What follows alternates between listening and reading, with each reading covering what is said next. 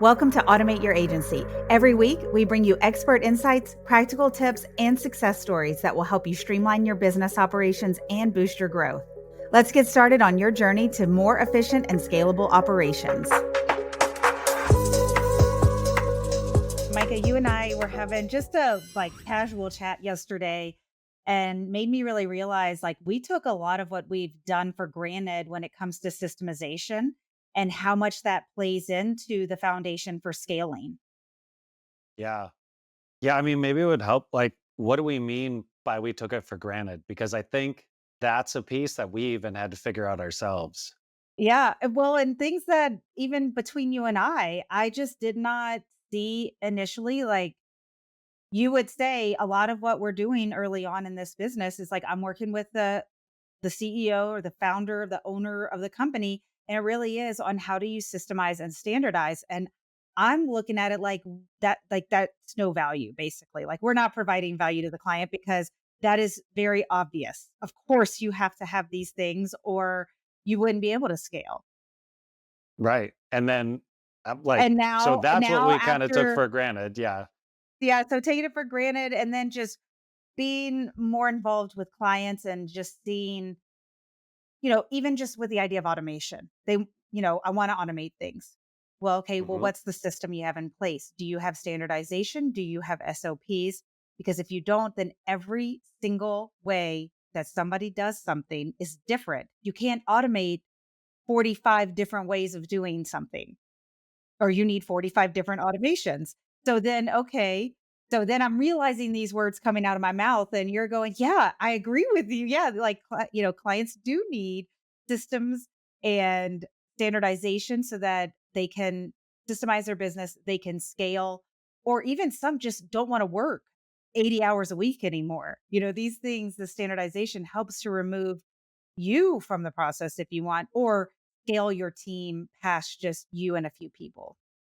Yeah. I mean, so you just touched on something super, super valuable, which is if everybody's doing it a different way, then when you go to streamline or optimize or automate or leverage AI, then you have every different way that you could do it times however many things you want to automate, and it gets to be a mess. So, one of the things that you and I talked about a little bit yesterday was, and you brought it up, was the standardization. And I think, if people hear that, maybe just like us, we kind of glossed over that or we took it for granted, like, oh, yeah, standardization. I need to do that too.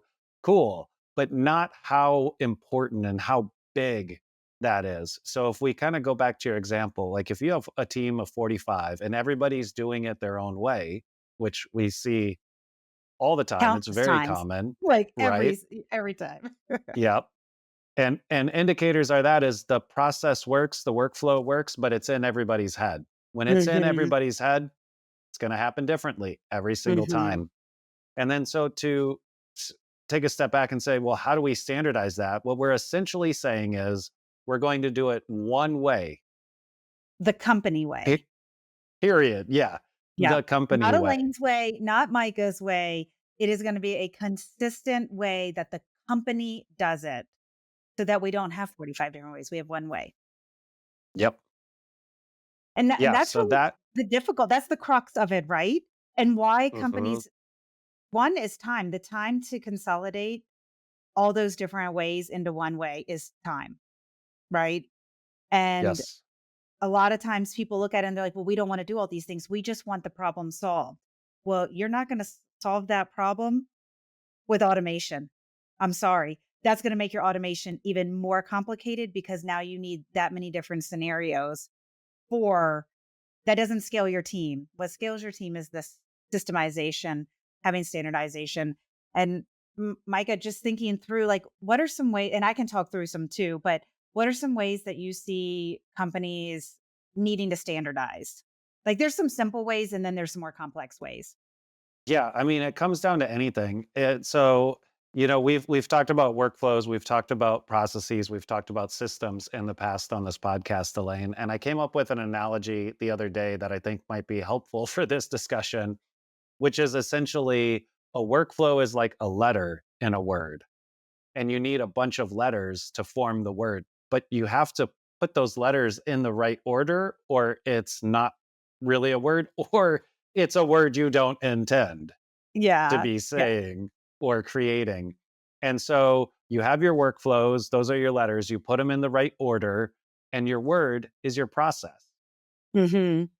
So then you string together a bunch of processes, which makes a sentence, which is helping you achieve some sort of communication. Same thing in operations. So you have to have your workflows, which are your letters, those go in the right order. Then you have your processes, which are your words, those also have to go in the right order.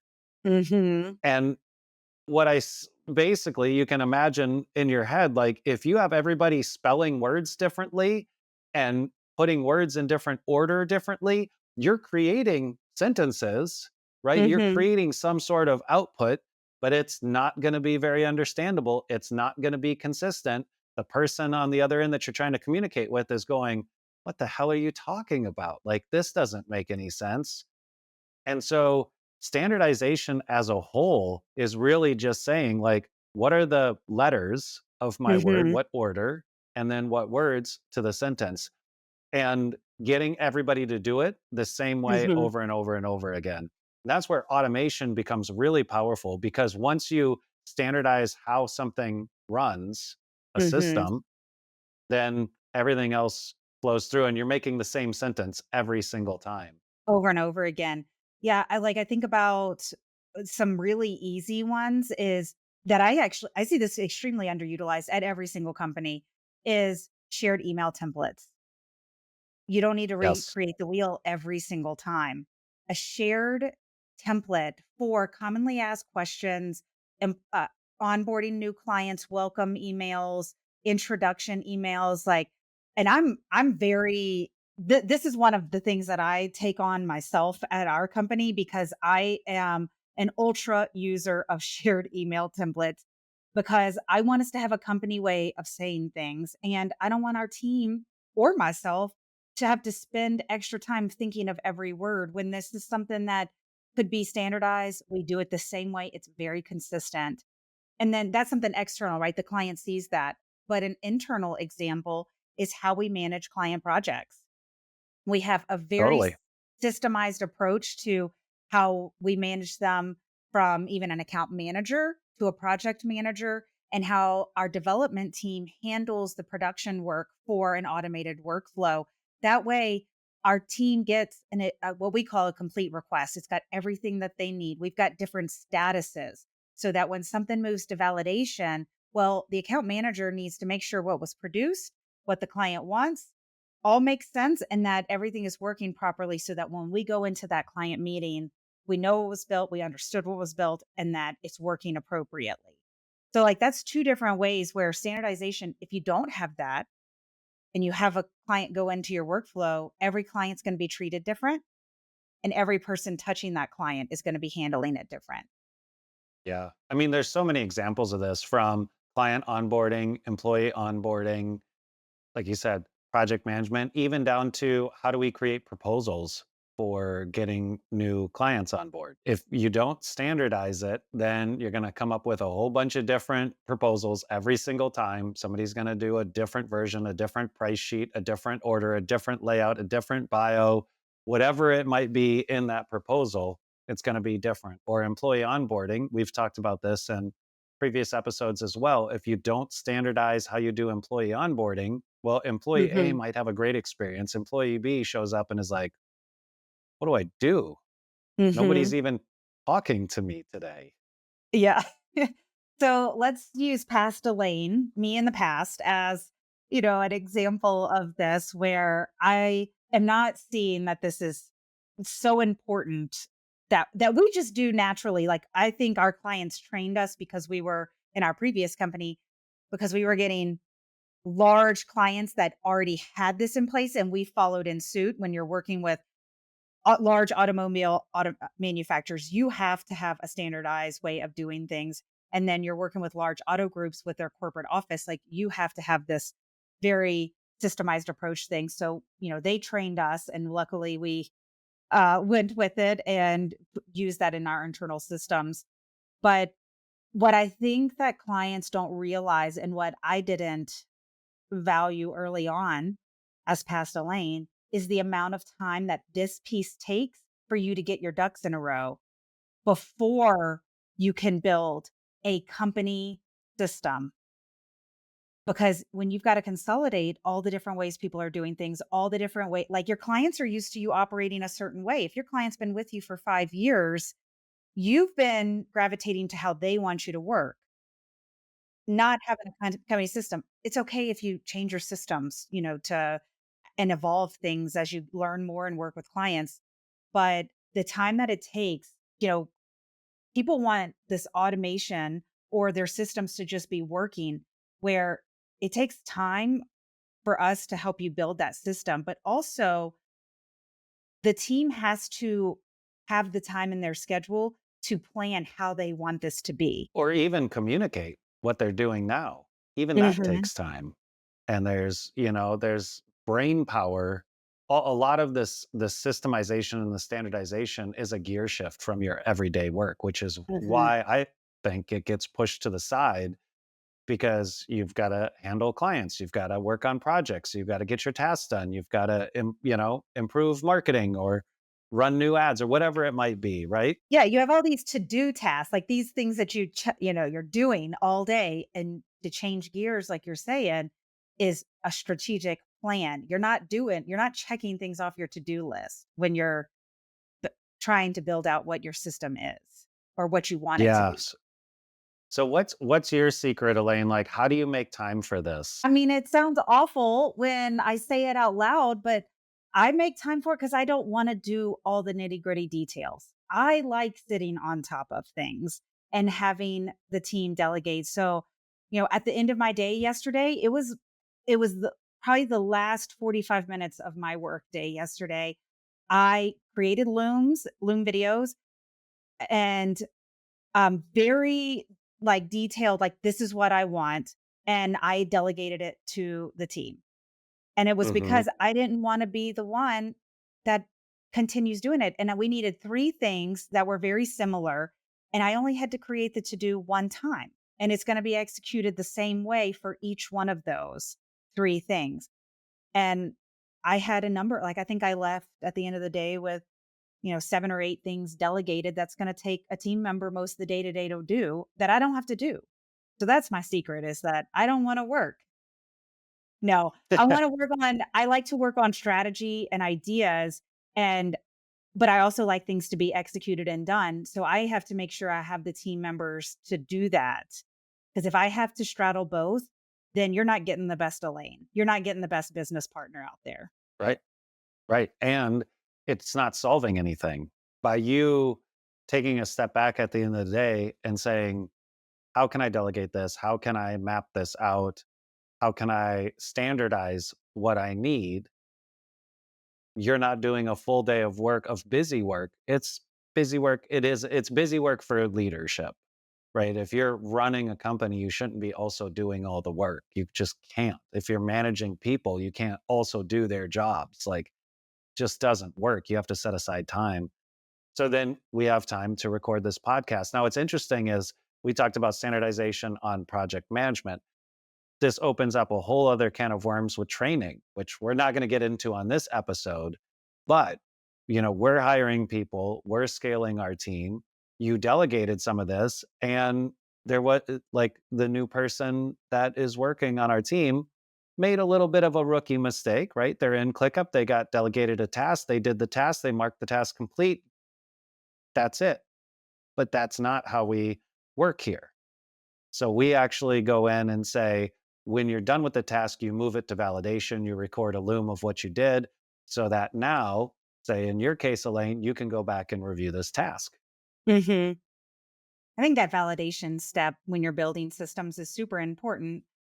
And not that everybody needs to check everybody's work, but at some point, whether it's a manager or something, just keeping in and having some quality control, I think is a great step to have. And then that way you can delegate some things that you want to still have your hands on at some point, but you don't want to do every little thing. So that could be your way to still be a part of it, but have the system working for you. And honestly, it's kind of a best practice because whether it's a VA, an assistant, somebody else on your team that you're delegating to, or an AI, you probably want some sort of maybe I should look at this before it goes out. So I this reminded me of a conversation I had a couple of weeks ago, and it was just a real casual conversation with just a friend of mine, and he was kind of just talking through how he's realizing that he needs some standardization. Every client that they're managing very holistically, and it Good really word. falls on one main person because she's got all the institutional knowledge, which this institutional knowledge is a huge deal for a company, because if they leave, they just left with how to handle things. All like things might be working great because you have that person. When they leave, that's when things suck. So what I said to him was, if you had to double your team next week, how would that make you feel? And he's like, I would be in complete panic mode because we can't handle it. We don't have training in place. Everything is handled by somebody in their head. They already know how to handle that situation. So for us to double our team would be awful. They would just sit there most of the time. That's also another symptom. If you just think through, if I had to double my team, how would do I have training in place? Do I have systems for them to be integrated into? Do I have workflows that they can be a part of only in their knowledge, like their piece of knowledge would be? For instance, a video editor might not need to be a part of the entire marketing process. They just need to be a part of that process. Well, are you able to plug and play people when you need them? So like these are some of the things, if you're realizing, do I have this, like I feel like I've got systems in place. I think I've got some standardization. I feel like I could scale.